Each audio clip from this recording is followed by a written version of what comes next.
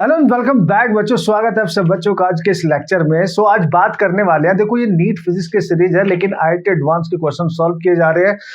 बहुत अमेजिंगली आपको स्ट्रॉन्ग बना देंगे एक तरीके से आपके कॉन्सेप्ट बिल्डिंग और किस तरीके से कॉन्सेप्ट को अप्रोच करते हैं न्यूमेरिकल सॉल्व करने के लिए।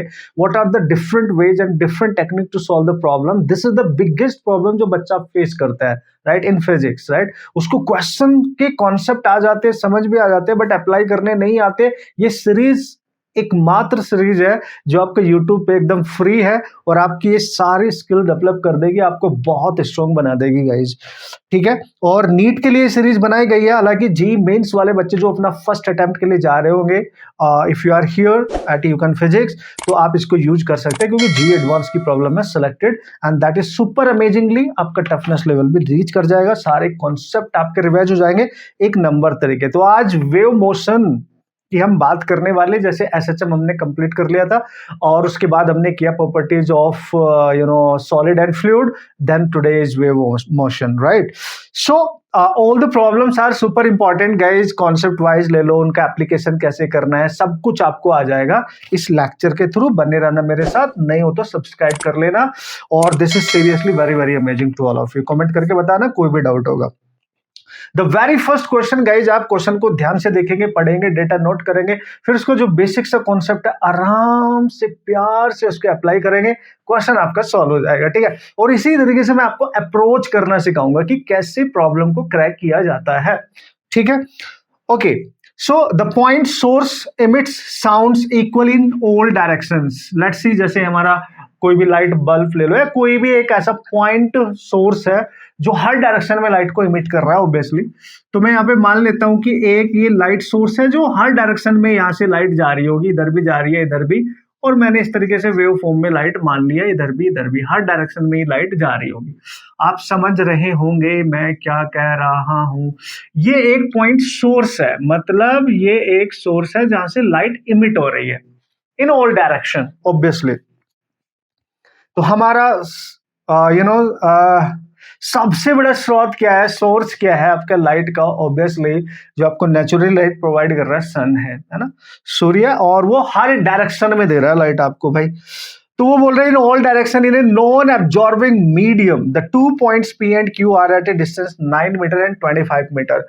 इस सोर्स से, ऐसे सोर्स से 2 पॉइंट कहीं ले लो, लेट्स सी एक पॉइंट ये रहा और लेट्स सी एक पॉइंट कहीं भी हो सकते हैं, ये उसने कुछ डिफाइन नहीं किया है, लेकिन उसने बोला अगर ये पॉइंट पे है, इस सोर्स से इसकी डिस्टेंस दे रखी है, that is r1 equal to, ये 9 मीटर पे है, और इस सोर्स से ये जो डिस्टेंस दी है r2, ये आपके 25 मीटर पे है। एक पॉइंट पास में, एक पॉइंट दूर है, तो इस सोर्स से निकलने वाली लाइट इन पॉइंट से पास होती है, ठीक है।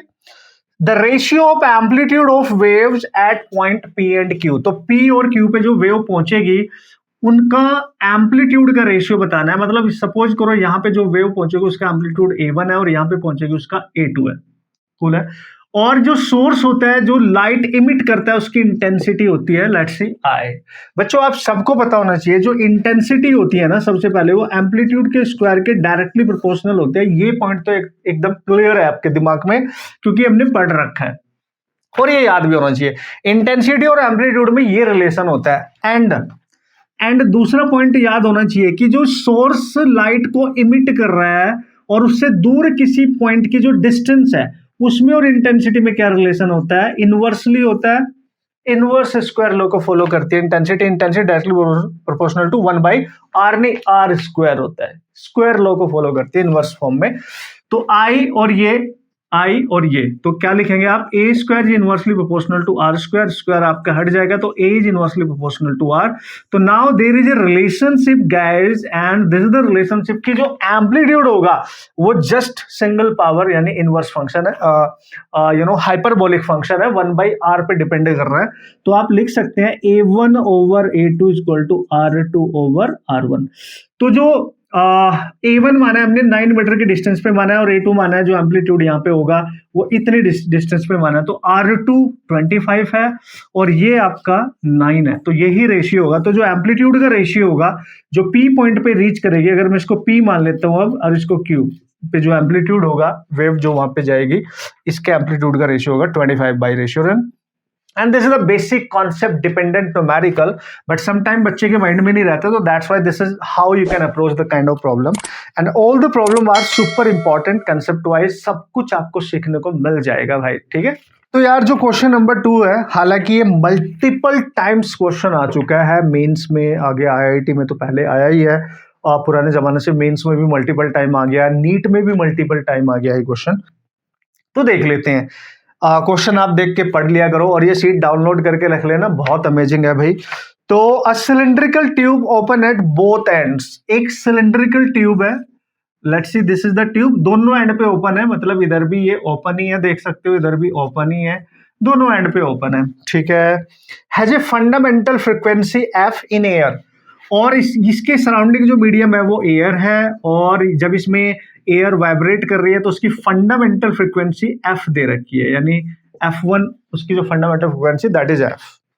और जब बोथ एंड ओपन होता है तो ये कौन से वाला केस है, ये है ओपन एंड, है ना, ओपन एंड ऑर्गन पाइप वाला केस है, ऑर्गन पाइप, ये वाला कॉन्सेप्ट यहाँ पे यूज होगा अगर आपको याद आ रहा होगा। और उसकी जो nth वाइब्रेशन की फ्रीक्वेंसी होती है NV/12 इसका फॉर्मूला होता है, ये इसकी लेंथ है ट्यूब की, और इसके अंदर जो भी वाइब्रेशन हो रहा है, जो इसमें वेव प्रोड्यूस आप कर रहे हो, स्टेशनरी जो वेव होती है, तो उनकी जो nth वाइब्रेशन की फ्रीक्वेंसी, उसका फॉर्मूला ये होता है for open and organ pipe, याद रखना स्टैंडर्ड फॉर्मूला है NV/12, और L इसकी लेंथ है, V जो स्पीड होगी वहां पे साउंड की वो है, N number of mode of vibration है, number of mode of vibration.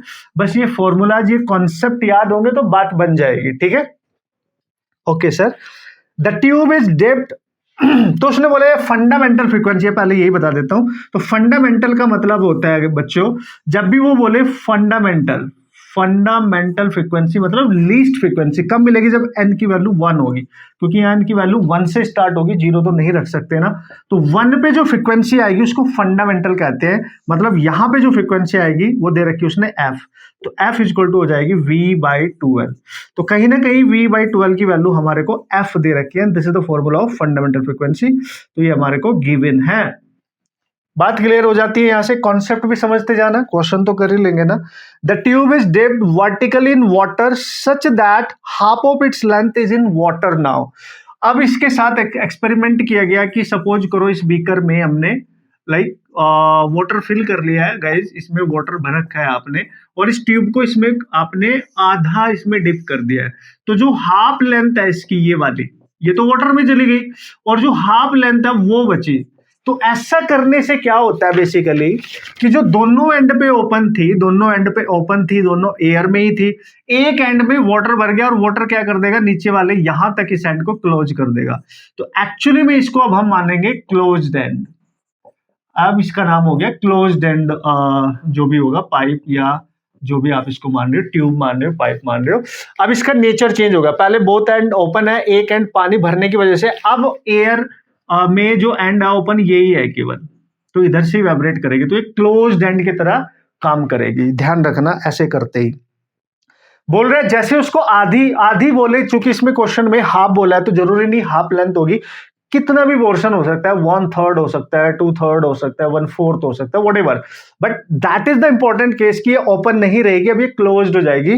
तो आप बोल रहे हैं कि अब बताओ उसकी फंडामेंटल फ्रीक्वेंसी क्या होगी। तो सबसे पहले फॉर क्लोज्ड एंड पाइप के लिए, ऑर्गन पाइप के लिए, जो फंडामेंटल फ्रीक्वेंसी स्टैंडर्ड जो फ्रीक्वेंसी होती है nth वाइब्रेशन, उसका फॉर्मूला होता है 2n-1 V/4L, और जो लेंथ लेंगे वो क्लोज्ड एंड वाली अब लेंगे, जो ओपन टू एयर में है, जो अंदर की लेंथ है वाटर में वो यूज नहीं होगी, जो केवल यहां से यहां तक बची है एयर में वो लेंथ लेंगे। तो ये इसका स्टैंडर्ड फॉर्मूला होता है, लेंथ ऑफ क्लोज्ड पाइप लेते हैं और यहाँ पे लेंथ ऑफ ओपन पाइप लेते हैं, ठीक है। तो अब फंडामेंटल की बात कर रहा है, तो आप सबको पता है इनकी वैल्यू 1 पुट करनी है, तो ये फ्रीक्वेंसी निकाल लेंगे, लेट्स सी F1, आप मान सकते हो इसको फंडामेंटल है तो इसकी फंडामेंटल इसको क्लोज्ड वाली मान सकते हो आप, तो दैट इज 2 1 2 यानी V/4LC बचेगा, और चूंकि इसकी जो लेंथ बची है क्लोज्ड वाले केस में वो L/2 बची है केवल, जो बाहर है तो ये कैंसिल हो जाएगा गाइज। तो जो क्लोज्ड की फंडामेंटल फ्रीक्वेंसी आ रही है वो v आ रही है, इससे 2 कैंसिल कर दो तो 2l, ये भी v/2l ही आ रही है, यानी ये भी v/2l ही आ रही है, यानी इसकी जो फंडामेंटल फ्रीक्वेंसी है इस केस में जब हाफ डिप कर दिया वो f के इक्वल ही रहेगी, ये चेंज नहीं होगी, मतलब वही फंडामेंटल फ्रीक्वेंसी रहेगी जो ओपन वाली की है जब इसको हम हाफ अंदर कर देंगे। समझ गए? सपोज करो बोलते हैं 1/3, तो L/3 अंदर हो जाएगी, ये L/3 ये वाली हो जाएगी, और जो बाहर बचेगी वो 2L/3 बचेगी, तब यहाँ पे आप 2L/3 पुट करेंगे। कूल है, सुपर कूल है, बिल्कुल है सर। तो इस तरीके से इसका कंसेप्ट है, आराम से आप हैंडल कर सकते हैं, कोई प्रॉब्लम नहीं आएगी। अब चलेंगे नेक्स्ट क्वेश्चन पे। हर क्वेश्चन का अपना एक कॉन्सेप्ट है, यही इनकी ब्यूटी है, और आपका टफनेस जो होगा या फिर कॉन्सेप्चुअल अंडरस्टैंडिंग होगी आईआईटी के क्वेश्चन की फॉर योर एंट्रेंस एग्जामिनेशन, वो रीच कर जाएगी और स्ट्रॉन्ग फीलिंग आपको आने वाली है, राइट? किसी भी क्वेश्चन को आप आराम से क्रैक करना सीख जाओगे बाय द वे। तो भाई लोग नेक्स्ट क्वेश्चन भी ज़्यादा बिल्कुल टफ नहीं है, बेसिक फंडामेंटल बेस सारे क्वेश्चंस हैं, मुझे ऐसा लग रहा है लास्ट में कुछ क्वेश्चन बहुत स्ट्रॉन्ग आ सकते हैं, बट ये सारे कॉन्सेप्ट रिपीट होते हैं एग्जाम में, सो दैट्स व्हाई। उसने बोला transverse wave is described by the equation, एक ट्रांसवर्स वेव है जिसकी इक्वेशन दे रखी है, that is y0 sine of, इसके ब्रैकेट के बाहर 2 पाई है, तो इस पे ध्यान देना है आपने, दिस इज 2 पाई, ब्रैकेट के अंदर लिखा हुआ है ft minus x by lambda, okay. फिर ये दे दी एक ट्रांसवर्स वेव की इक्वेशन दे दी आपको, दिस इज द इक्वेशन। और वैसे भी स्टैंडर्ड इक्वेशन क्या होती है किसी भी ट्रांसवर्स वेव की, होती है a sine of omega t minus के एक्स। अगर माइनस साइन है मतलब वो पॉजिटिव डायरेक्शन में ट्रेवल कर रही है x की, ठीक है, और अगर प्लस होता तो वो नेगेटिव डायरेक्शन में जा रही होती, ये तो मतलब समझते ही होंगे। साइन के बाहर जो भी होगा वो उसका एम्पलीट्यूड है, मतलब y की मैक्स वैल्यू उसका डिस्प्लेसमेंट की, तो एम्पलीट्यूड है। t का कोफिशिएंट हमेशा t यानी टाइम इंस्टेंट, उसका कोफिशिएंट हमेशा एंगुलर फ्रीक्वेंसी होगा, जिसको आप 2 पाई f लिख सकते हैं या 2 पाई बाई t लिख सकते हैं। x का कोफिशिएंट ये प्रोपोगेशन कांस्टेंट होता है, जिसको आप 2 पाई बाई लैम्डा लिख सकते हैं, वेवलेंथ, ठीक है। तो ये इसकी स्टैंडर्ड होती है, किसी भी ट्रांसवर्स ट्रैवलिंग जो वेव होती है हार्मोनिक, उसकी ये इक्वेशन होती है, ठीक है, वेव की। तो अगर आप इसको कंप्लीट करेंगे ना, देखो इसके साथ कंपेयर करेंगे तो पूछेगा क्या, वो बाद में देखेंगे। तो ए साइन, और साइन के बाहर ब्रैकेट कुछ भी नहीं होना चाहिए, सब ब्रैकेट के अंदर होना चाहिए। तो देखो यहाँ 2 पाई है, तो पहले इसके अंदर लेके जाओ, देन मैं आपको बता रहा हूँ कि डील कैसे करना है। और ये दे रखा है y0, तो साइन ऑफ 2 पाई को अंदर मल्टीप्लाई करोगे तो 2 पाई ft हो जाएगा, माइनस यहाँ पे 2 पाई बाई लैम्डा आ गया, और एज इट इज आप देख लो। तो बेसिकली t का कोफिशिएंट ये ओमेगा अब बनेगा, और ये आपका ऑब्वियसली k बनेगा। बस अब ये हो गया सुपर कूल, ठीक है। और ये किसको डिनोट कर रहा है, एम्पलीट्यूड को। ये एम्पलीट्यूड की जगह आप देखते हैं क्या पूछा है, maximum particle velocity is equal to 4 times the wave velocity. वो बोल रहा है कि इफ पार्टिकल की मैक्सिमम वेलोसिटी 4 टाइम्स है वेव वेलोसिटी के, अगर ऐसा है तो what is the relation between lambda, या फिर इनमें से कौन सा रिलेशन करेक्ट होगा। तो देखो भाई, पार्टिकल की मैक्सिमम वेलोसिटी याद रखना बच्चों a ओमेगा होती है, ऐसा जब में पढ़ा है आप लोगों ने, ठीक है।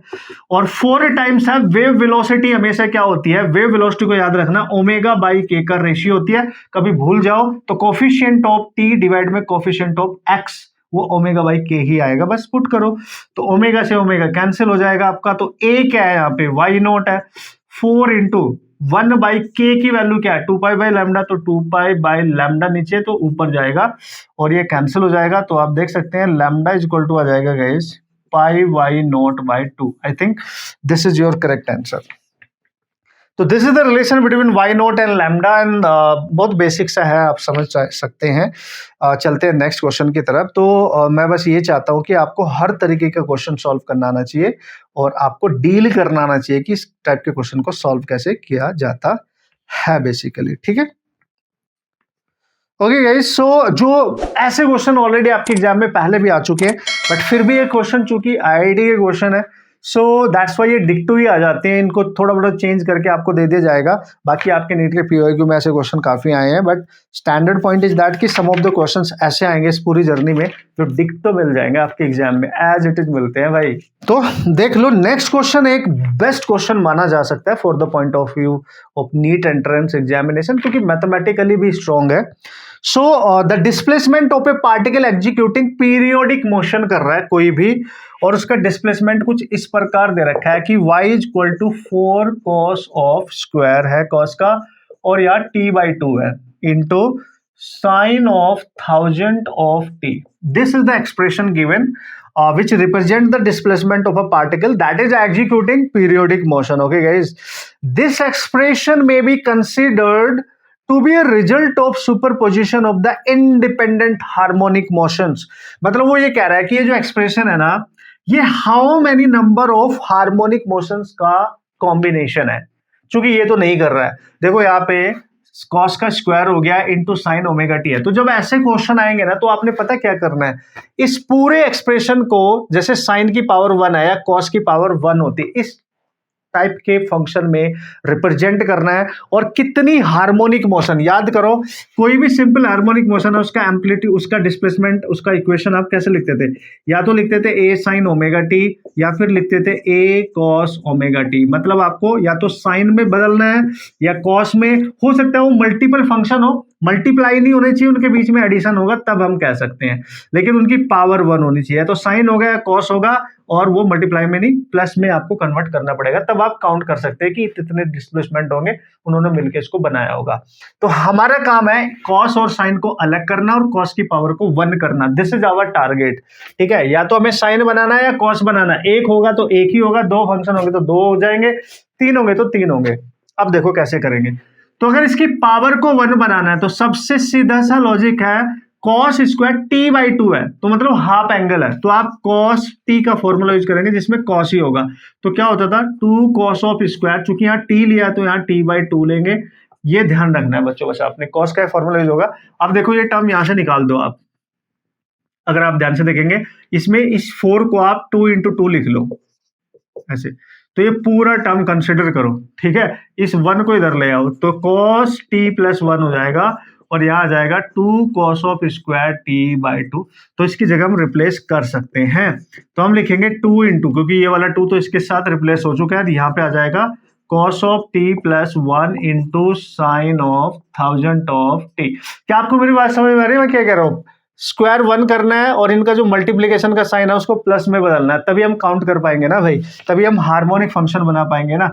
तो अब क्या करेंगे देख लो. अब ये 2 तो एज इट इज रखो, ये एक ब्रैकेट है और इसमें साइन का मल्टीप्लाई करो अंदर, तो ये हो जाएगा साइन ऑफ 1 में मल्टीप्लाई होगा तो 1000 ऑफ टी, प्लस यहाँ पे इसका मल्टीप्लाई हो जाएगा cos of t into sine of 1000 of T. कुछ इस तरीके से आ जाएगा. ठीक है, और इसको पहले साइन लिख लेते हैं फिर cos. Sine of 1000 t into cos of t, क्योंकि cos में ये साइन मल्टीप्लाई हो गया. अब ये 2 का भी अंदर मल्टीप्लाई कर दो तो y इक्वल टू आएगा साइन 2000 ऑफ टी. ठीक है, ये हो गया plus 2 sine of 1000 of t into cos of t. अब देख लो, एक काम तो हो गया कि यार एक फंक्शन तो अलग हो गया और इनके बीच में एक प्लस साइन भी आ गया, तो एक पक्का एक हार्मोनिक फंक्शन तो है ही है ये रहा. अब यहां पंगा क्या हुआ, ये फंक्शन और ये फंक्शन cos सिंगल पावर में तो आ गया, लेकिन इनके बीच में अभी भी प्रोडक्ट है. तो यहाँ फिर से मैथ का एक आपको फॉर्मूला यूज करना पड़ेगा, ये याद नहीं होगा तो ये क्वेश्चन आगे नहीं हो पाएगा. और बच्चों मैं आपको बता दूं, एक फॉर्मूला होता है मैथ में कि 2 sin a cos b, इसका एक फॉर्मूला होता है 2 sin a cos b. मतलब 2 टाइम होना चाहिए, साइन का एंगल अलग होगा, और cos इंटू cos होना चाहिए और उसका एंगल अलग होगा. देखो साइन के साथ 1000 t है, cos के साथ केवल t है, अलग अलग एंगल हो गया. तो इसका फॉर्मूला होता है, यहां पे लिखूंगा साइन ऑफ, एक बार ऐड करेंगे a plus b plus cos sine a plus b, plus sine ही रहेगा a माइनस बी करेंगे, फंक्शन साइन ही रहेंगे, लेकिन एक बार a प्लस बी होगा एंगल में, एक बार a माइनस बी होगा. बस ये फॉर्मूला अप्लाई कर दो. तो देखो y इक्वल टू कितना आएगा, 2 साइन ऑफ 1000 t बच्चों एज इट इज रहेगा, प्लस इसकी जगह रिप्लेस करेंगे sine of a plus b, यानी दिस, इसको a मान लो. ठीक है, a प्लस बी, यानी इसको क्या मान लेंगे आप a, और इसको क्या मान लेंगे आप b. तो a प्लस बी यानी 1000 प्लस 1 यानी 1001 t आ जाएगा, और प्लस में sine of this minus this यानी 1000 माइनस टी, तो ये बचेगा 999T। बस अलग अलग हो गया कि नहीं, देखो फॉर्मूला का यूज करके। तो 1 2 3 तीन हार्मोनिक फंक्शन है, ये अलग है, एक अलग वेव है, उसका डिस्प्लेसमेंट ये एक अलग है, और ये एक पूरा का पूरा अलग है। तो तीन का कॉम्बिनेशन है ये पूरा डिस्प्लेसमेंट y, जिसका एक्चुअल ये बना के दे रखा था। तो उसको हमने सिंप्लीफाई करके देखा कि कौन कौन से और कितने फंक्शन आ रहे हैं। तो सिंगल पावर है और सब अलग अलग है, सेपरेट है, समझ गए होंगे। तो हमारा जो आंसर आएगा यहाँ पे, उसने बोला हाउ मैनी दिस एक्सप्रेशन में be considered to be result of superposition of independent harmonic motion. तो कितनी इंडिपेंडेंट है, अलग ही है, क्योंकि प्लस का साइन है इनके बीच में, तो ये अलग है, ये अलग है, तीन आएगा, तो आंसर आएगा 3। तो 3 is the correct answer. Cool है, सुपर कूल है, होप सो आपको समझ आ गया होगा बॉस, राइट। आगे बढ़ेंगे, बेस्ट प्रॉब्लम है आईआईटी का, और किस जमाने में आता है, 1992 में आता है, इसलिए बोल रहा हूँ ना, ऐसे क्वेश्चन डिक्टो ही आते हैं। सोच के देखो, एकदम सिमिलर डिक्टो, कुछ भी चेंज नहीं कर सकता, एज इट इज पटक देगा उठा के तुम्हारे एग्जाम में। अगर तुमने प्रैक्टिस की होगी तो आसान लगेगा, वरना भाई ये थोपड़ा देख के इसका नीट वाले ऐसे ही डर जाएंगे इस एक्सप्रेशन को देख के। तो देख लो, ये बहुत इंपॉर्टेंट होता है कि आप इस काइंड ऑफ प्रॉब्लम को प्रैक्टिस करके जा रहे हो। नेक्स्ट जो क्वेश्चन है, हालांकि इसका कंसेप्ट मैं बता चुका हूं, लेकिन थोड़ा डिफरेंट तरीके से पूछा गया है, और ये डिक्टो भी आ सकता है। मैं बोल रहा हूं ना, ये क्वेश्चन ऐसे हैं वो डिक्टो ही पूछे जा सकते हैं, तो दैट्स व्हाई कर लेते हैं। An open pipe is suddenly closed. अच्छा, पहले एक पाइप ओपन था, बोथ एंड ओपन होगा, फिर सडनली इसको क्लोज्ड करने का मतलब एक एंड क्लोज करना होता है। तो पहले ये ओपन था, फिर इसको क्लोज्ड पाइप बना दिया गया। समझ जाएंगे ना, जब पाइप वाइप की बात करें, जब ओपन पाइप होता है ना, तो उसकी nth वाइब्रेशन की फ्रीक्वेंसी NV/2L होती है, अगर उसकी लेंथ को हम L0 लिखे, और क्लोज्ड वाले की होती है, मैंने आपको बताया था 2n-1 और V/4L length of closed pipe, क्योंकि लेंथ इनके अलग अलग हो सकती है। लेकिन यहां पे आप देख लो कंडीशन क्या बता रहा है। अब वो बोल रहा है कि सडनली क्लोज्ड कर दिया गया है, such that frequency of third harmonic of closed pipe, यानी इसका थर्ड हार्मोनिक, अब ये समझो आप, harmonic, what is the meaning of third harmonic?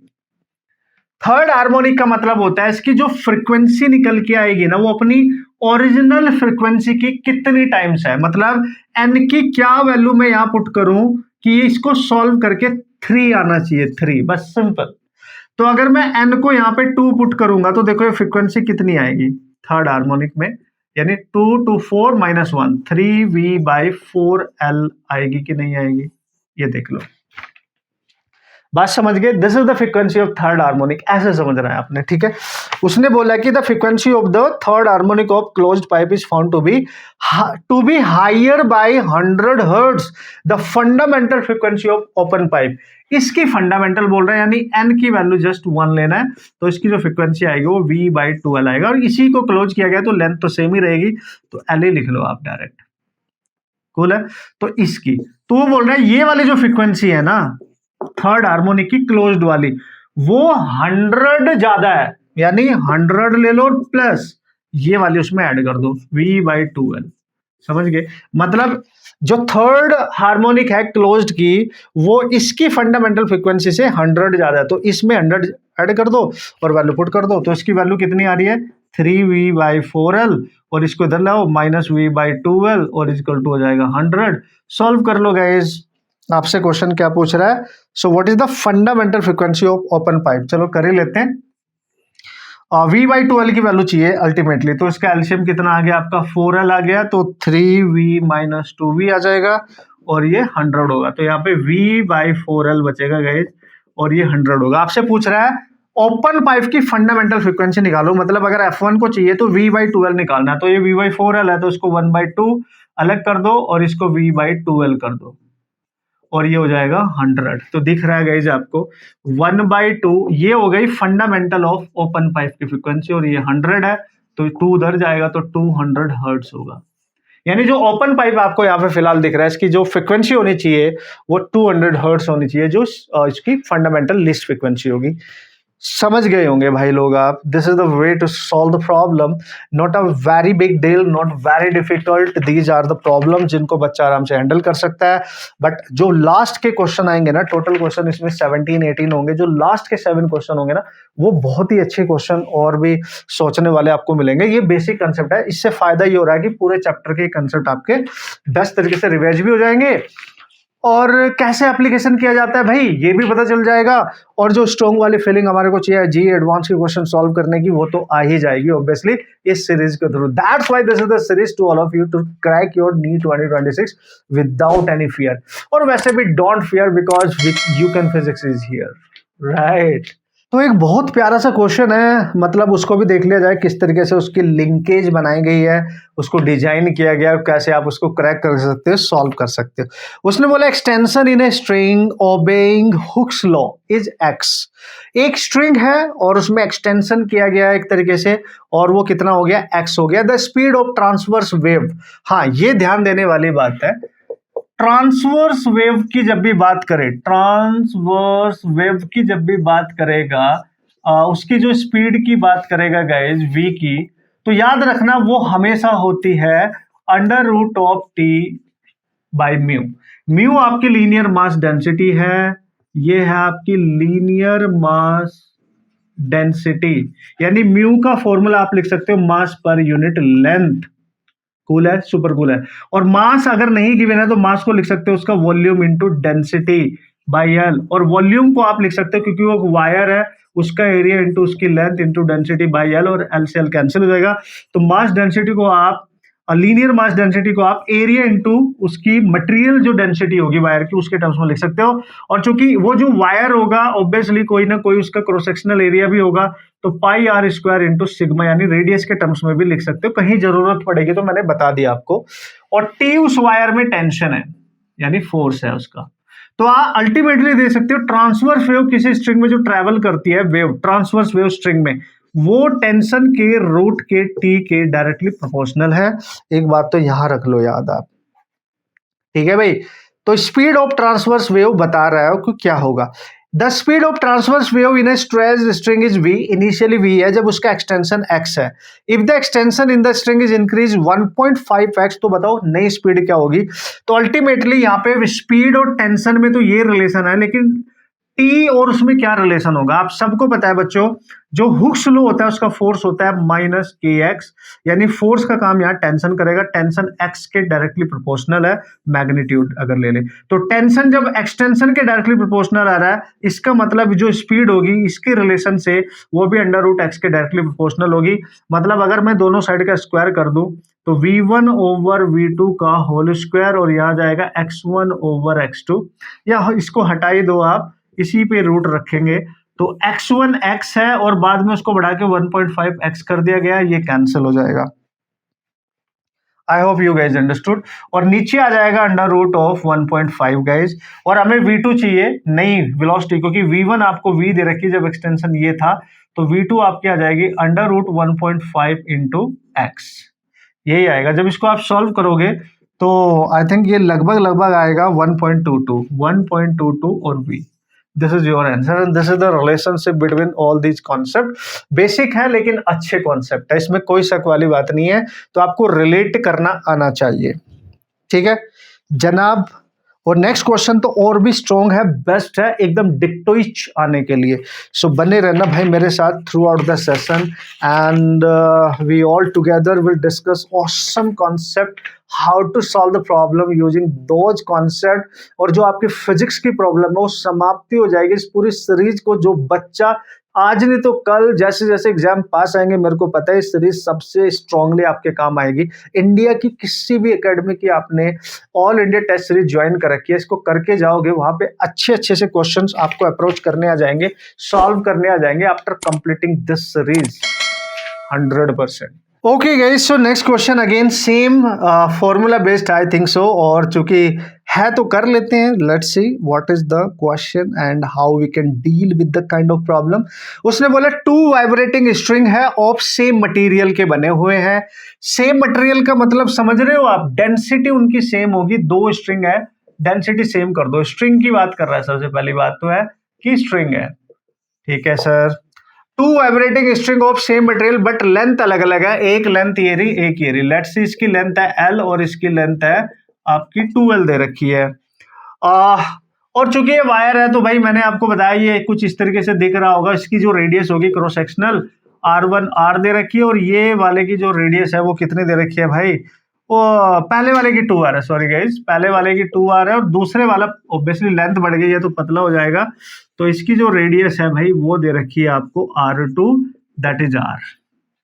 ठीक है, both string vibrate in their fundamental modes, मतलब वेव वाइब्रेशन यहाँ पे हो रहा है, दोनों के दोनों का जो वाइब्रेशन हो रहा है यहाँ पे वो फंडामेंटल मोड में हो रहा है। सपोज फ्रीक्वेंसी फंडामेंटल F1 इसकी F2, और किसी भी स्ट्रिंग में जो वेव होती है ट्रैवल करती है ट्रांसवर्स, उनकी जो फ्रीक्वेंसी होती है उसका फॉर्मूला देखो, ये वाला फॉर्मूला बचा था ये भी आ गया। जब भी याद रखना स्ट्रिंग पाइप के अंदर जो वेव होती है वो स्टेशनरी वेव होती है, उनका फॉर्मूला हमने बता दिया।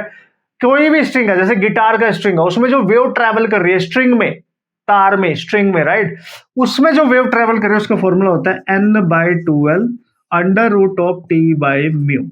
This is the case, n is the number of mode of vibration. अगर बोला है फंडामेंटल तो n की वैल्यू तो ऑब्वियसली 1 आएगी। ये लेंथ है, ये टेंशन है, ये अभी बताया मैंने लीनियर मास डेंसिटी है।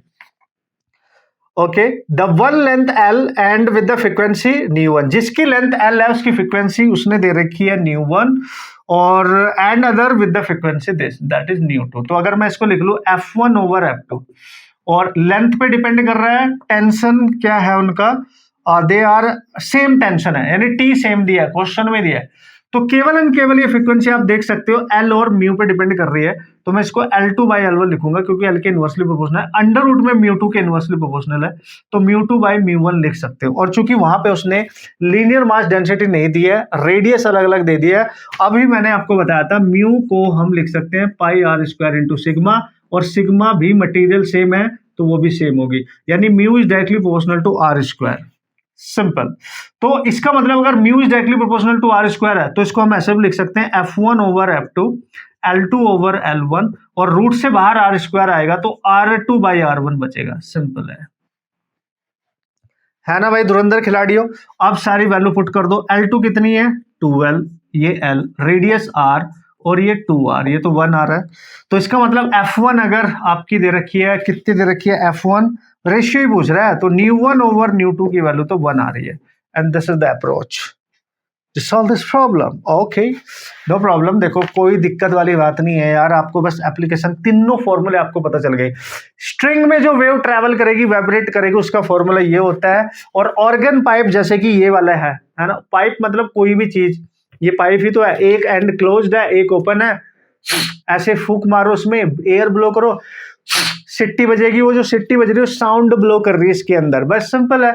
इन्हीं को ऑर्गन पाइप कह देते हैं, इनके अंदर जो साउंड प्रोड्यूस हो रही है, ठीक है। तो अगर रस्सी में बनने जैसे गिटार का स्ट्रिंग है तो फिर वो वाला केस, ये वाला केस बनेगा आपके पास, ठीक है, ऐसे याद रखना है। अब देखते हैं नेक्स्ट क्वेश्चन की कहानी मेरी जुबानी क्या है और कैसे सॉल्व करेंगे और कौन सा कॉन्सेप्ट है, पता ही चल जाएगा। ओके, नेक्स्ट क्वेश्चन एक बेसिक कंसेप्चुअल बेस्ड क्वेश्चन है। अगर आप कंसेप्ट नहीं पकड़ पाए, अप्रोच करना नहीं कर पाए उसको, तो फिर वो गलत हो जाएगा। छोटा सा प्यारा सा क्यूट सा क्वेश्चन भी गलत हो जाएगा। And this is the super thing and this is the beauty of IIT problems, right. अगर छोटे से भी है तो कंसेप्चुअली तो स्ट्रॉन्ग रहते ही है। 2 मोनोएटॉमिक आइडियल गैस, सबसे पहले 2 गैस है आपके पास, सपोज करो गैस 1 और कोई गैस अदर है 2, और दोनों मोनोएटॉमिक है, तो क्या मतलब हुआ, मोनो एटॉमिक है तो उनका जो एडियाबैटिक कांस्टेंट होगा वो तो सेम ही नहीं रहेगा, दोनों ही मोनोएटॉमिक है, तो गामा सेम हो गया अगर जरूरत पड़ेगी। लेकिन दोनों गैस का जो मोलिकुलर मास है वो अलग अलग है, इसका M1 है, इसका M2 है, मोलिकुलर मास आपका अलग अलग है। And they are enclosed in a separate container kept at same temperature, container अलग अलग कंटेनर में रखा गया है इनको, लेकिन टेम्परेचर सेम रखा गया है, इसको ऐसे इसमें रख दिया इसको, तो टेम्परेचर भी सेम हो गया, तो T सेम गामा सेम, दो चीज सेम हो गई। The ratio of speed of sound in gas 1 and 2, दोनों कंटेनर में जो गैस है उसकी जो साउंड प्रोड्यूस हो रही है उसकी स्पीड याद करना गाइस, स्पीड ऑफ साउंड, ये फॉर्मूले याद होने चाहिए। जब भी साउंड की स्पीड पूछेगा गैस की, तो भाई साउंड की स्पीड का फॉर्मूला होता है √γ/RT/m।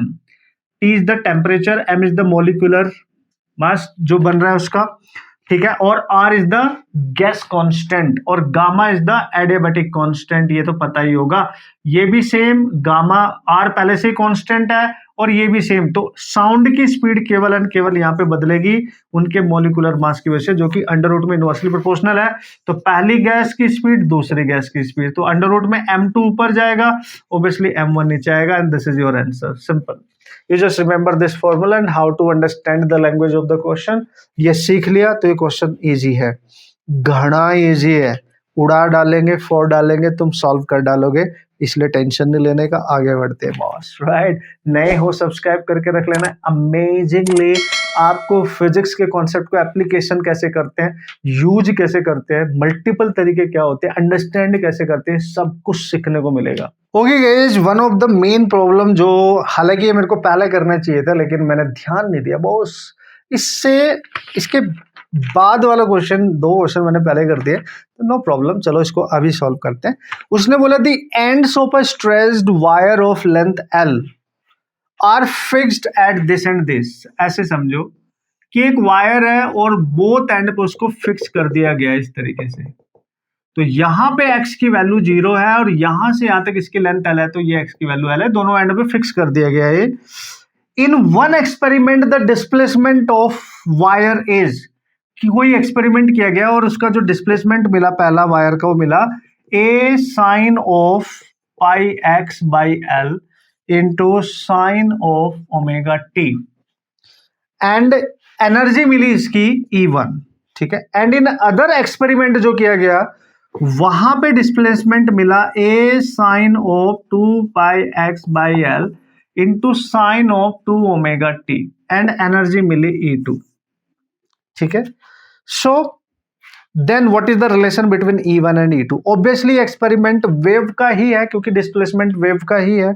इस तरीके के जो फंक्शन आपको देखने को मिलेंगे बच्चों, याद रखना इन वेव मोशन, जब भी आप वेव मोशन की बात करेंगे, तो जब भी वो एनर्जी की बात करेगा, यानी टोटल एनर्जी होती है E, total energy wave motion में, उसका जो फॉर्मूला होता है वो होता है that is your half mu A square omega square into lambda. This is the total energy formula. जब भी एनर्जी का रिलेशन पूछे, एनर्जी पूछ बैठे, वेव मोशन में जो टोटल एनर्जी का फॉर्मूला होता है वो तो है half mu A square omega square lambda, जहां पे mu linear mass density, A amplitude है, ओमेगा एंगुलर फ्रीक्वेंसी है, लैम्डा आपकी वेवलेंथ है।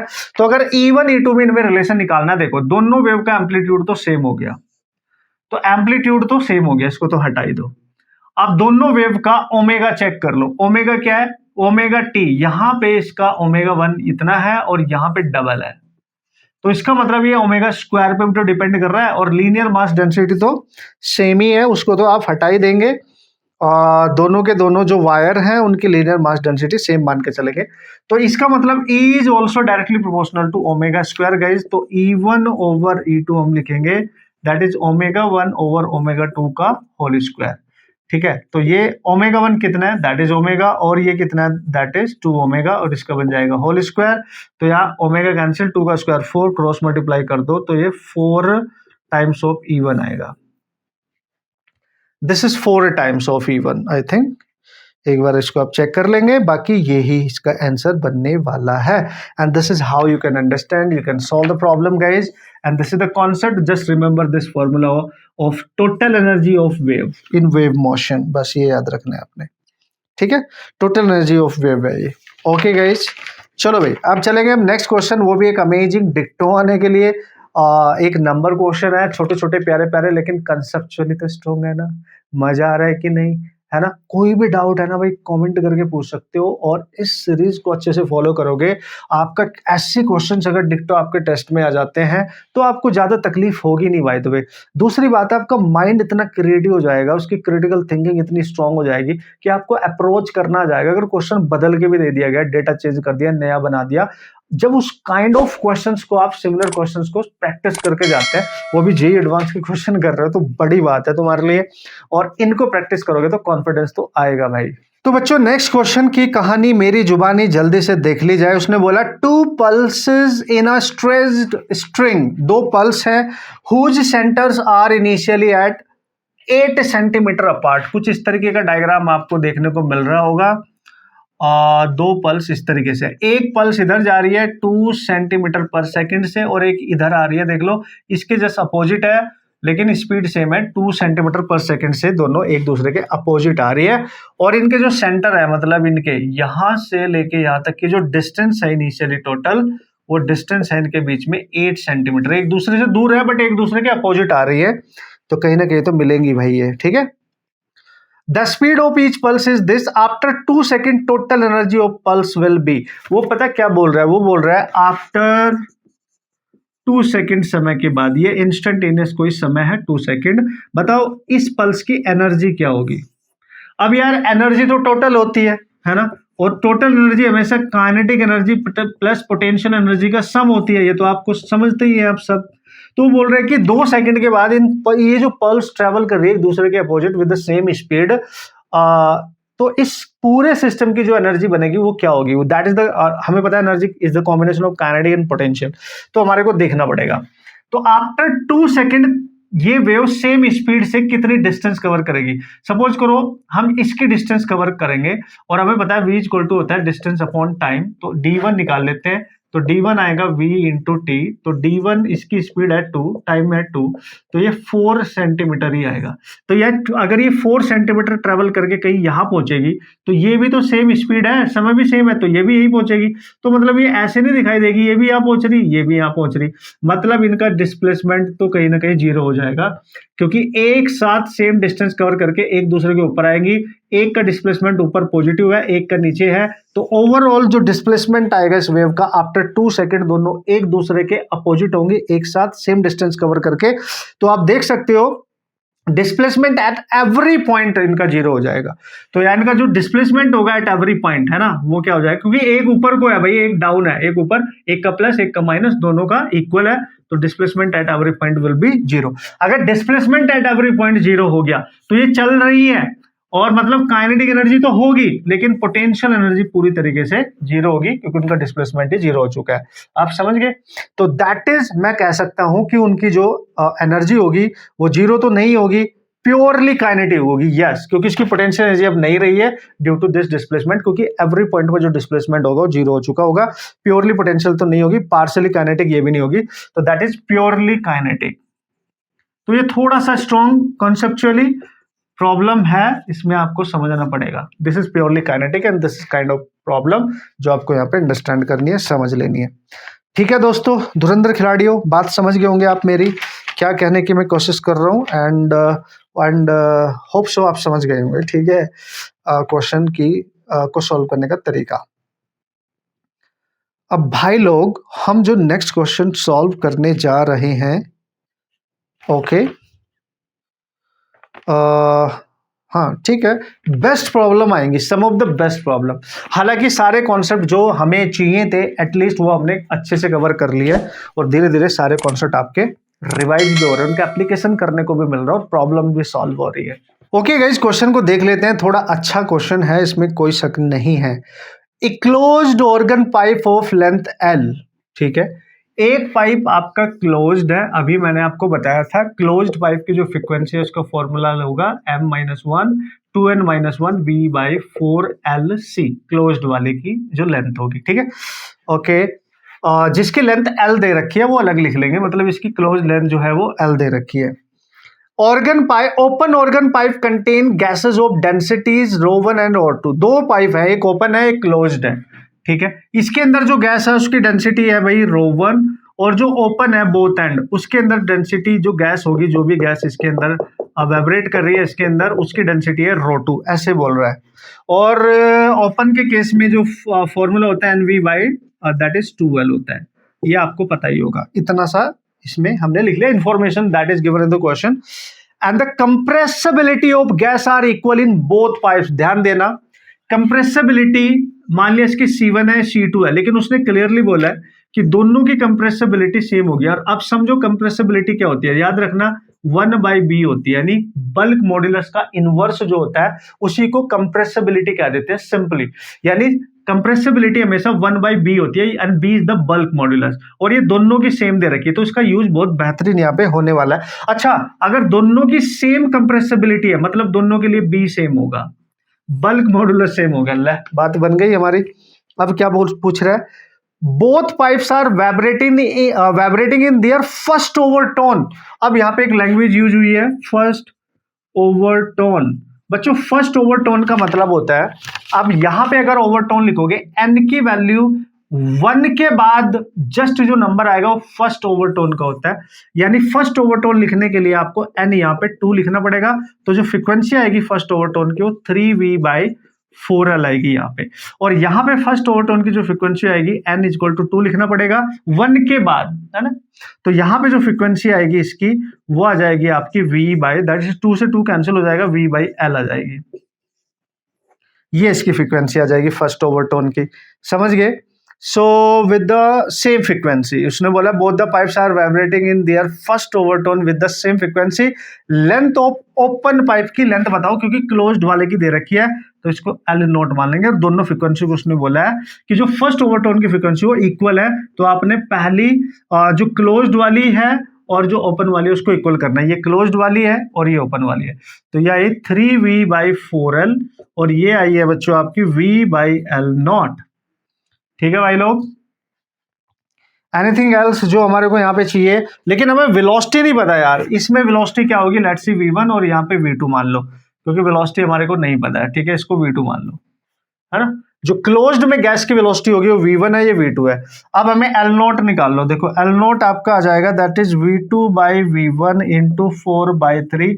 अब ये वेलोसिटी है गैस की, और गैस की जो वेलोसिटी है बल्क मॉडुलस चूंकि दे रखा है, तो उसके टर्म्स में अगर आप बच्चों को याद हो, जो गैस की वेलोसिटी होती है in terms of bulk modulus medium जब बनता है आपका, तो b that is rho is the density के टर्म्स में होती है, b is the bulk modulus by density होती है, यानी v ये तो सेम हो गया, v इनवर्सली प्रोपोर्शनल है डेंसिटी के, यानी v1/v2 को हम लिख सकते हैं अंडर रूट ρ2/ρ1। क्या ये छोटे छोटे फॉर्मूले याद है?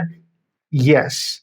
तो यहाँ पे v1/v2 ये आ रहा है, तो अगर v2/v1 लिखूंगा तो λ1 ρ1/ρ2 यहाँ पे हो जाएगा, तो L0 आपका आ जाएगा यहाँ पे अंडर रूट ऑफ ρ1/ρ2, और ये आ जाएगा 4/3, और L इसमें मल्टीप्लाई भी तो होना चाहिए, तो L। This is your answer and this is your approach. Check कर लेंगे आप। 4l/3 इंटू v2/v1 की जो वैल्यू आ रही है that is ρ1/ρ2 and that is your correct answer. ध्यान से देख लेना, दो चीज इंपॉर्टेंट है, फॉर्मूले रिवाइज हो चुकी हैं। कंप्रेसिबिलिटी 1/बल्क मॉडुलस होती है, और बल्क मॉडुलस और स्पीड में गैस की जो रिलेशन होता है वो ये वाला होता है। बस ये छोटा सा फॉर्मूला याद रखना है, बाकी जो बोला है वो करते जाएंगे, आपका क्वेश्चन सॉल्व हो जाएगा। बिल्कुल भी किसी भी तरीके की कोई तकलीफ ऑब्वियसली आपको नहीं आएगी। Okay sir. अब बच्चों जो नेक्स्ट क्वेश्चन है अमेजिंग है, बढ़िया है, और एक नंबर क्वेश्चन आपको देखने को मिलने वाले हैं। इसमें कोई शक वाली बात नहीं, थोड़ा सा डिफरेंट सा कॉन्सेप्ट आपको देखने को मिलेगा, और आपको उनसे सब कुछ सीखने को मिलेगा कि कैसे डील किया जाता है एक अच्छी प्रॉब्लम के साथ, राइट। ओके गाइस, तो अब देखते हैं नेक्स्ट क्वेश्चन, जो कि एक अमेजिंग क्वेश्चन आपके लिए है और इंपॉर्टेंट इसका कॉन्सेप्ट है, जो कि ऑलरेडी बच्चा मैकेनिक्स में पढ़ के रखता है, लेकिन मल्टीपल कॉन्सेप्ट यहाँ पे इन्वॉल्व देखने को आपको मिल जाते हैं। ठीक है, उसने बोला massless rod BD suspended bye 2 identical massless string ABCD of equal length.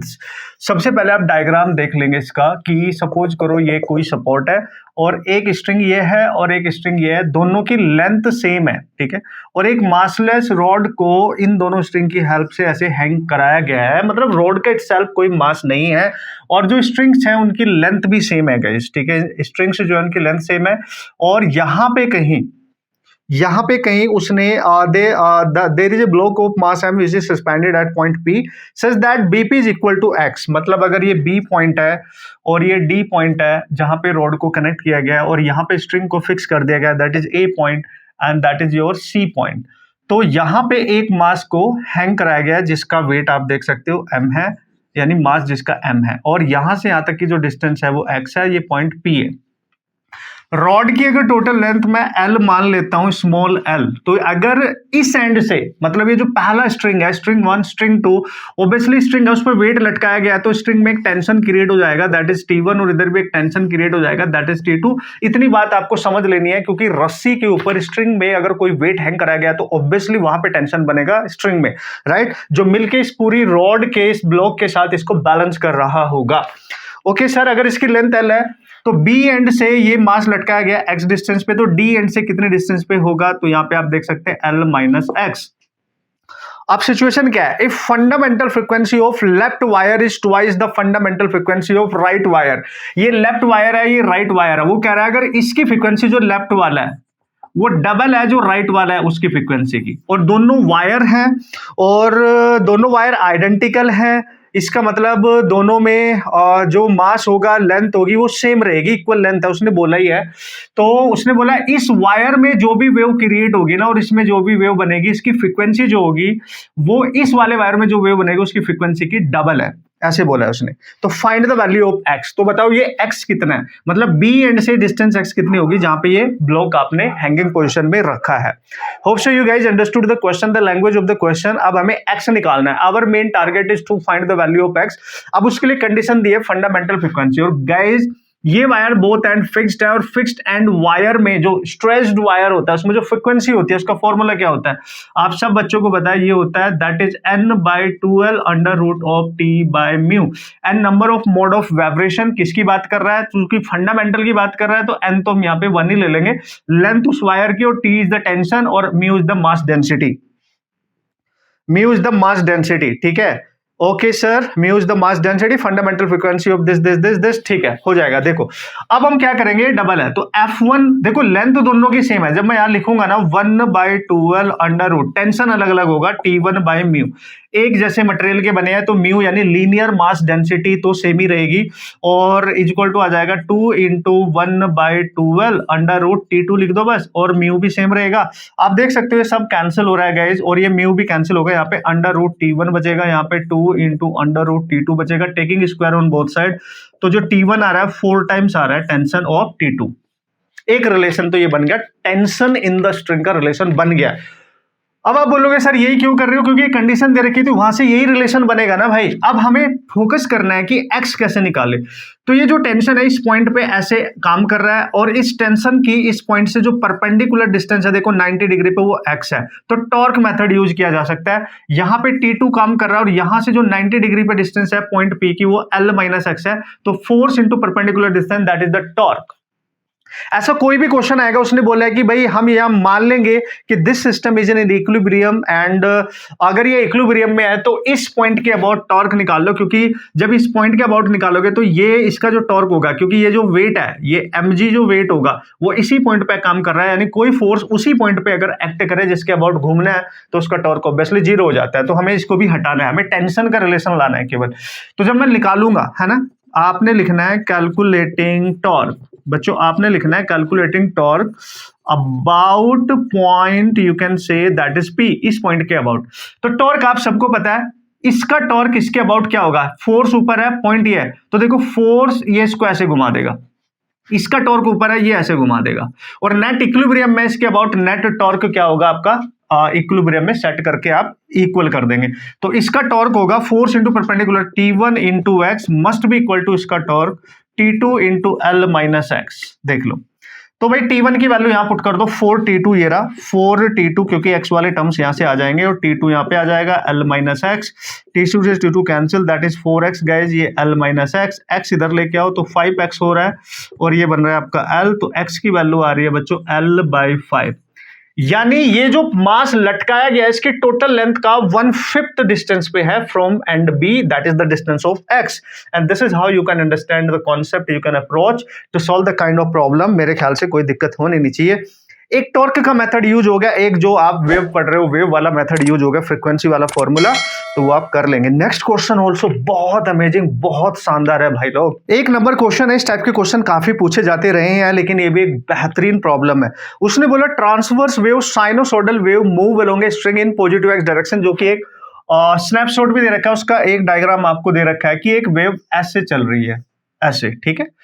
और ये वाई एक्सिस है, तो वाई एक्सिस और वाई और एक्स है, और एक पॉइंट पी कहीं यहां पे लिया है उन्होंने, this is the point P, इस पे एक पॉइंट पी लिया है कोई along the, and the transverse wave is moving with A speed 10 centimetre, यानी वेव की जो स्पीड है वो 10 सेंटीमीटर पर सेकंड है, ध्यान देंगे, यानी 0.1 मीटर पर सेकंड आप लिख सकते हो in SI units. The wavelength of wave, और ये जो वेव ट्रैवल कर रही है इसकी वेवलेंथ भी दे दी है गाइस, दैट इज 0.5 मीटर। ये डेटा यूज होगा तो पहले इसको लिख लेते हैं, ओके। एंड इट्स एम्पलीट्यूड, इसका एम्पलीट्यूड भी दे दिया, मैक्सिमम डिस्प्लेसमेंट जो होता है वो भी दे दिया, दैट इज 10 सेंटीमीटर, जिसको आप 0.1 मीटर लिख सकते हो। At a particular time T the snapshot of the wave is shown in the figure, एक पर्टिकुलर समय पे वेव का जो स्नैपशॉट है वो आप देख सकते हो यहाँ पे, और this is the particle at point P. So the velocity of point P when it's displacement is 5 centimetre, इसका जो डिस्प्लेसमेंट है वो अगर 5 सेंटीमीटर है, पी पॉइंट का जो डिस्प्लेसमेंट है अगर वो 5 सेंटीमीटर है, तो इस पॉइंट पी पे जो वेलोसिटी होगी उस पर्टिकुलर इंस्टेंट ऑफ टाइम पे जो वेलोसिटी होगी वो निकालनी है आपने। तो ये बहुत इंपॉर्टेंट है, एक पूरी वेव ट्रैवल कर रही है और रैंडमली यहाँ पे कहीं भी एक पॉइंट आपने कंसिडर किया, जैसे यहाँ पे कर लिया, तो बताओ इस पॉइंट की इस समय वेलोसिटी क्या होगी। ऑप्शंस आपको दे रखे हैं वेक्टर फॉर्म में, J cap, I cap and something like that. तो सबसे पहले देख लो जाएगा किधर पॉइंट, क्या ये पॉइंट नीचे आ रहा है या ऊपर जा रहा है, किधर को जा रहा है। देखो भाई, जब भी ना पार्टिकल वेलोसिटी पूछी जाए, याद रखना पार्टिकल वेलोसिटी जो होती है वो minus of wave velocity into D Y over D X होती है। मतलब जो ग्राफ दे रखा है वाई और एक्स का, उसकी स्लोप है ये स्लोप है, स्लोप को चेक कर लेंगे, और ये रिलेशन होता है। जब तक ये रिलेशन नहीं पता होगा आप इसका नेचर नहीं डिफाइन कर पाएंगे कि उस पर्टिकुलर इंस्टेंट पे पार्टिकल डाउन जा रहा है या अप जा रहा है। अगर अप जा रहा है तो पॉजिटिव जे कैप वाला आंसर आएगा, अगर डाउन जा रहा है तो माइनस जे कैप वाला आंसर आएगा, ये तो कंफर्म है, ठीक है। वैसे भी यहां पे देखो, यहां पे एक टेंजेंट ड्रॉ करो स्लोप चेक करने के लिए, उसका नेचर कैसा है। ये पॉइंट यहां पे, तो इसको टच करती हुई एक लाइन जो एक्स एक्सिस पे टच करेगी, देखो ये लाइन एक्स एक्सिस के साथ जो भी एंगल बनाएगी वो 90 से ज्यादा होगा। बच्चों जब भी 90 से ज्यादा एंगल होता है, जो स्लोप होती है वो नेगेटिव होती है, तो स्लोप का साइन नेगेटिव, ये नेगेटिव पहले से, जो पार्टिकल की वेलोसिटी है वो पॉजिटिव आएगी। अगर पॉजिटिव आएगी तो पार्टिकल इस पर्टिकुलर इंस्टेंट पे ऊपर को जा रहा है, ये पक्का है, यानी जे प्लस जे कैप वाला आंसर आएगा। तो जिस भी ऑप्शन में प्लस जे कैप वाला आंसर है वही आपका करेक्ट आंसर माना जाएगा। प्लस जे, अगर आप सॉल्व भी ना करो इस पूरे ऑप्शन में प्लस जे का एक ही आंसर है, वो ही करेक्ट है। अगर हिट एंड ट्रायल इस तरीके से देखना, थोड़ा सा कॉन्सेप्ट यूज करके, लेकिन अगर वो न्यूमेरिकल वैल्यू सॉल्व करनी है, अगर उसने बहुत सारे ऐसे ऑप्शन बना दिए तब कैसे करोगे, तब बता रहा हूं, आ जाओ देखो। अब बच्चों ध्यान से देखो इस पूरे क्वेश्चन को, ये कैसी वेव है, साइनोसॉइडल ट्रैवलिंग वेव है। ट्रांसवर्स साइनोसॉइडल वेव इक्वेशन क्या होती है, और ये किधर को जा रही है, पॉजिटिव एक्स डायरेक्शन में, तो क्या होता था फॉर्मूला, ए साइन उसकी इक्वेशन ओमेगा टी माइनस के एक्स होता है। क्या ये बात समझ में आती है, हमें वेलोसिटी निकालनी है और ये डिस्प्लेसमेंट होता है। तो उस पर्टिकुलर पॉइंट पे जो डिस्प्लेसमेंट है वो 5 सेंटीमीटर है, जिसको 0.05 आप लिख सकते हो मीटर में, तो 0.05 लिख देंगे। और एम्पलीट्यूड कितना दे रखा है, उसका एम्पलीट्यूड 0.1 दे रखा है, into sine of omega T. यहां माइनस क्यों लिया, क्योंकि वेव का ट्रैवल पॉजिटिव एक्स एक्सिस की तरफ है तो माइनस आएगा, अगर वेव इधर को ट्रैवल कर रही होती नेगेटिव पे तो यहां प्लस आता, इतना तो समझ ही जाएंगे आप। तो माइनस के एक्स, ना ओमेगा पता है, ना टी पता है, ना के पता है, कुछ भी नहीं पता है। अब देखो यहाँ पे 0.05 है और यहाँ पे पॉइंट है, एक पॉइंट हटेगा तो यहाँ 0.5 बचेगा, और यहाँ पे sine of omega T minus के एक्स बचेगा। मेरे को वेलोसिटी चाहिए गाइस, उससे पहले मेरे को ये वाला टर्म फेज निकालना पड़ेगा, ठीक है। अब देखो इसको मैं 5/10 लिख सकता हूं, तो ये बनेगा sine of omega T minus के एक्स, ये 1/2 आएगा, तो 1/2 जो आ रहा है that is sine of omega T minus के एक्स आ रहा है। और अगर आप देख पा रहे होंगे साइन में 1/2 साइन 30 की वैल्यू होती है, जिसको आप साइन ऑफ π/6 लिख सकते हैं, and sine of omega T minus के एक्स, तो ये पूरा कैंसिल। तो देखो ओमेगा टी माइनस के एक्स की जो वैल्यू आ रही है वो π/6 आ रही है, you can say in radian, otherwise 30 degree भी आप लिख सकते हैं। तो ये आ गया। आप बोलोगे सर ये क्यों निकाला, देखो जब भी कभी पार्टिकल वेलोसिटी निकाले उसका डिस्प्लेसमेंट पता हो ये y, तो इसको डिफरेंशिएट करेंगे। पार्टिकल वेलोसिटी होती है dy ओवर dt, तो वेलोसिटी निकालने के लिए इसको डिफरेंशिएट करो। a साइन का बन जाएगा cos ओमेगा टी माइनस के एक्स, चूंकि t के रिस्पेक्ट में कर रहे हो तो ये तो 0 हो जाएगा, ओमेगा t का हो जाएगा 1, बचेगा ओमेगा बाहर आएगा, तो यहां पे लिख सकता हूं मैं a ओमेगा। तो ये वेलोसिटी का फॉर्मूला आ गया। अब a दे रखा है एम्पलीट्यूड, ये रहा 0.1, ओमेगा को क्या लिखोगे 2πf फ्रीक्वेंसी। अब ये देखो हमने निकाल लिया, ये पूरा निकाल लिया π/6, बात बन रही है। अब देखो 0.1 into 2 into pi into frequency into cos π/6 यानी cos 30 होता है √3/2। अब फ्रीक्वेंसी निकालनी पड़ेगी, उसके लिए उसने वेव स्पीड दे रखी है और आई थिंक वेवलेंथ भी दे रखी है। तो बच्चों आप सबको याद होगा v इक्वल टू होता है f लैम्डा, तो फ्रीक्वेंसी आ जाएगी v/λ और v दे रखा है आपको 0.1 और 0.5 यानी 1/5। तो यहां पे आप पुट करेंगे, देखो 0.1 2 से 2 कैंसिल कर दो into pi into 1/5 into √3। Solve कर लो गाइस। तो वेलोसिटी पॉइंट P पे जो वेलोसिटी आएगी वो आएगी √3 π/50 इतनी मीटर पर second. This is the velocity. Direction मैंने पहले ही बता दिया, अप जा रहा है यानी प्लस जे का, यानी पॉइंट P पे जो वेलोसिटी है पार्टिकल की इस समय वो है √3/50 πj का मीटर पर second. This is your correct answer. This is amazing question, this is the तरीका, this is the approach to solve kind of problem. अगर क्वेश्चन आएगा तो इसी तरीके से आपने यूज कर लेना है और क्वेश्चन को सॉल्व कर लेना, आसानी से क्वेश्चन आपका बन जाएगा। चलते हैं नेक्स्ट क्वेश्चन की तरफ गाइज। 3 क्वेश्चंस है, don't worry, her question best है अपने आप में। कंसेप्ट कहीं ना कहीं हमारे सारे रिवाइज हो चुका है एक नंबर तरीके से, तो कोई टेंशन नहीं होगी boss. Okay guys, next question देख लेते हैं। Sonometer wire of length 1.5 metre is made of steel. Hope so guys आप अंडरस्टैंड कर रहे होंगे, कंसेप्ट भी रिवाइज हो रहा होगा, उसको अप्लाई करना सीख रहे होंगे, न्यूमेरिकल को कैसे सॉल्व करते हैं सब कुछ आपको पता चल रहा होगा। उसने बोला एक सोनोमीटर वायर है जिसकी लेंथ दे रखी है, मैं डेटा लिख देता हूं, 1.5 मीटर की लेंथ का एक वायर है, स्टील का बना हुआ है। The tension in it produce an elastic strain. याद करो, अगर आपसे बोल रहा है इलास्टिक स्ट्रेन, तो भाई जो इलास्टिक स्ट्रेन होती है अगर मैं ई से डिनोट करूं तो डेल्टा एल बाई एल होती है, वो दे रखी है 1%, यानी ई की वैल्यू दे रखी है, डेल्टा एल बाई एल की वैल्यू दे रखी है 1/100। ये डेल्टा एल ओवर एल की वैल्यू है, ये आपको गिवन है, लिख लिया करो। What is the fundamental frequency of steel if density and elasticity. उस वायर की डेंसिटी भी दे दी है, लेट्स सी सिग्मा उसकी डेंसिटी है 7.7 10⁻³ और उसकी इलास्टिसिटी भी दे दी है, मतलब उसका यंग मॉडुलस दे दिया है 2.2 10⁻11 न्यूटन पर मीटर स्क्वायर। यही तो होगा भाई उसका यंग मॉडुलस वायर का, ठीक है। चूंकि लेंथ की बात कर रहा है तो यंग मॉडुलस यूज होगा भाई ऑब्वियसली। तो the tension in the string, तो क्या पूछ रहा है, फंडामेंटल फ्रीक्वेंसी पूछ रहा है।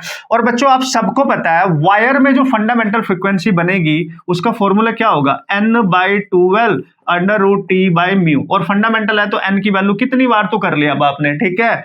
तो अब बच्चा क्या, देखो उसको कन्वर्ट करते हैं, क्या क्या दे रखा है, 2 × L, लेंथ दे रखी है भाई, यस लेंथ दे रखी है सर, और टेंशन दे रखा है भाई, टेंशन नहीं दे रखा है, म्यू क्या है, या लीनियर मास डेंसिटी। और ये आप सबको पता है, मैंने कन्वर्ट करके बता दिया, जब भी कभी डेंसिटी वायर की गिवन हो तो आप इसको सिग्मा ए लिख सकते हैं डायरेक्ट, और ए क्या है, एरिया, वो बाद में देख लेंगे, बट ये पता चल गया। अब टेंशन कहां से निकाले, tension in the wire, Young modulus दे रखा है, और यंग मॉडुलस होता है बच्चों स्ट्रेस ओवर स्ट्रेन, है ना।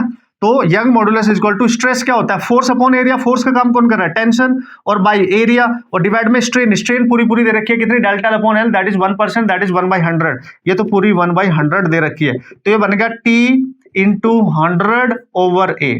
तो यहां से अगर T निकालू मैं तो T आ जाएगा गाइस, ये ऊपर जाएगा 100 नीचे आएगा, तो ये आएगा गामा A/100, ये आ गया T, यानी टेंशन भी यहां से आपने निकाल लिया। इसको निकाल के यहां पुट करो, देखो गामा A/100, 100 ऊपर जाएगा, सॉरी ये तो म्यू की वैल्यू है, ठीक है। तो F इक्वल टू आएगा 1/12 √T की वैल्यू आई गामा A/100, गामा A/100, ठीक है। और म्यू की वैल्यू जो है वो सिग्मा ए है, तो सिग्मा ए से ए भी कैंसिल, बाकी सब कुछ दे रखा है बच्चों। फ्रीक्वेंसी चाहिए तुम्हारे को, तो 1/2 L कितना है 1.5, √ गामा कितना है 2 × 10⁻2.2 है शायद, यस 2.2 × 10⁻11 है, और 100 है, और सिग्मा कितनी दे रखी है 7.7 × 10⁻3। ये आपको सॉल्व करना पड़ेगा थोड़ा सा, बाकी कैसे एडजस्ट करना है, कैसे सॉल्व करना है, कैसे कन्वर्ट करना है, सब कुछ आपके सामने है। इसको सॉल्व करो तो फ्रीक्वेंसी आपकी 178.2 हर्ट्ज आनी चाहिए, चेक कर लेना भाई, अमेजिंग है। और इस टाइप के क्वेश्चन वो घुमा फिरा के उनको एक तरीके से मर्ज करके बनाता रहता है तुम्हारे लिए, और तुम्हें वो सॉल्व करना आना चाहिए बस, ठीक है बॉस। नेक्स्ट प्रॉब्लम में देख लो, 2 अलग अलग रॉड हैं, वायर हैं, उनको एक तरीके से ज्वाइन किया गया सीरीज में।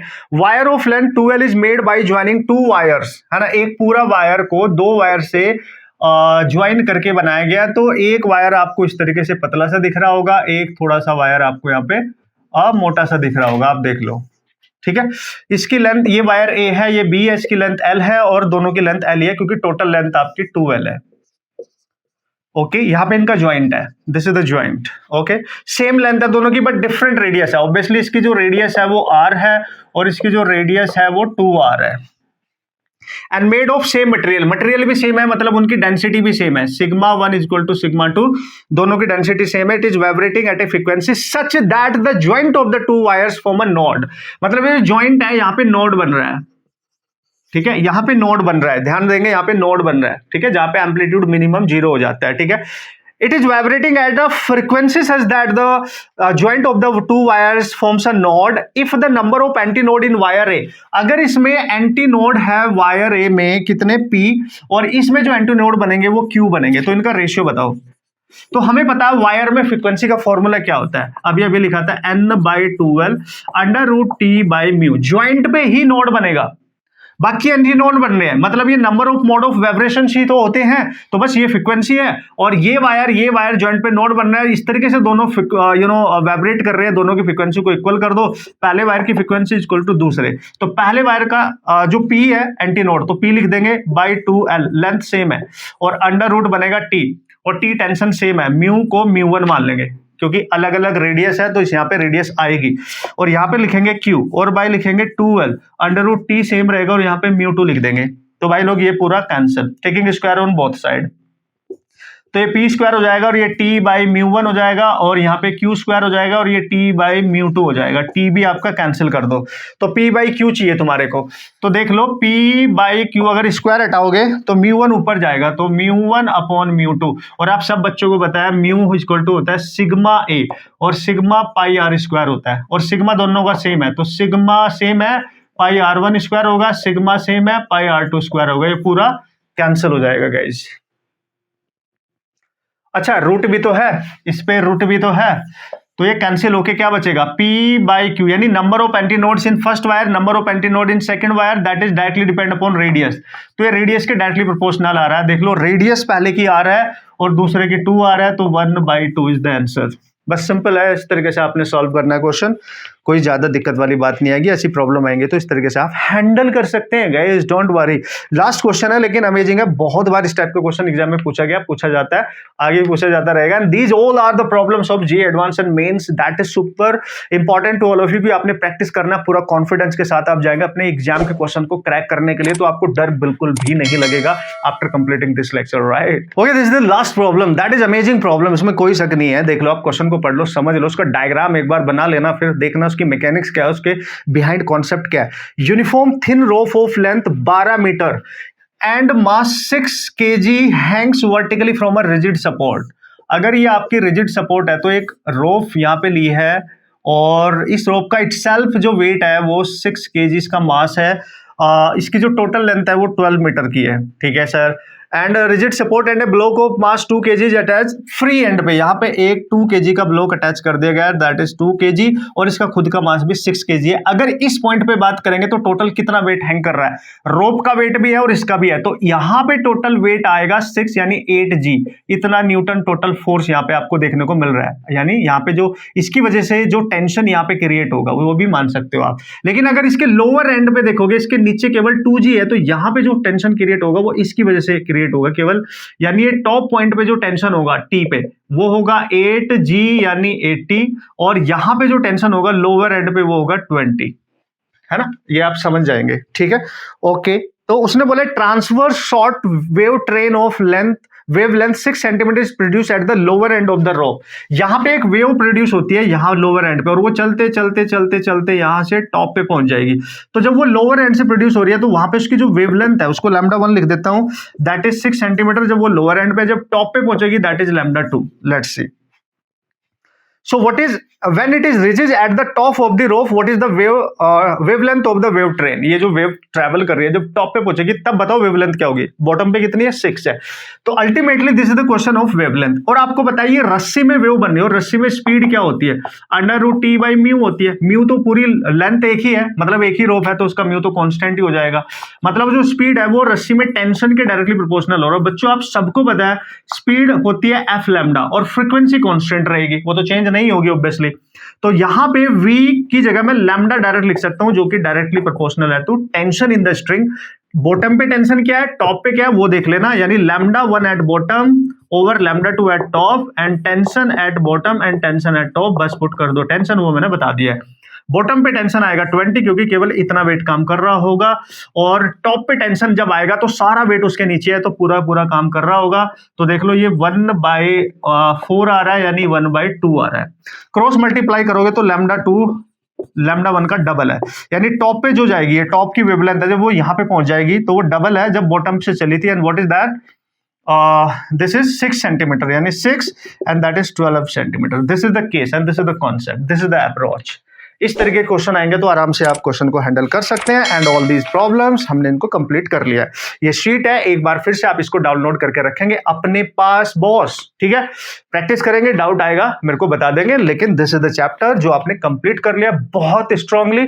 अब कोई भी टेस्ट आप अपियर कर रहे हो, कितना भी लैक ऑफ कॉन्फिडेंस था उससे पहले आपका, जब इसको प्रैक्टिस करके जाओगे तो आप बहुत अच्छे कॉन्फिडेंस के साथ प्रैक्टिस कर सकते हो, सीख सकते हो, अप्रोच सीख सकते हो, सब कुछ आपको मिल जाएगा सीखने को, ठीक है गाइज। नए हो सब्सक्राइब करके रख लेना, क्योंकि amazingly through out the year आपको 100% एक नंबर तरीके से हेल्प की जाएगी, आपको सिखाया जाएगा और फिजिक्स में मास्टरी आपकी कराई जाएगी आपके एग्जाम को इजिली क्रैक करने के लिए। Okay, take care, all the best.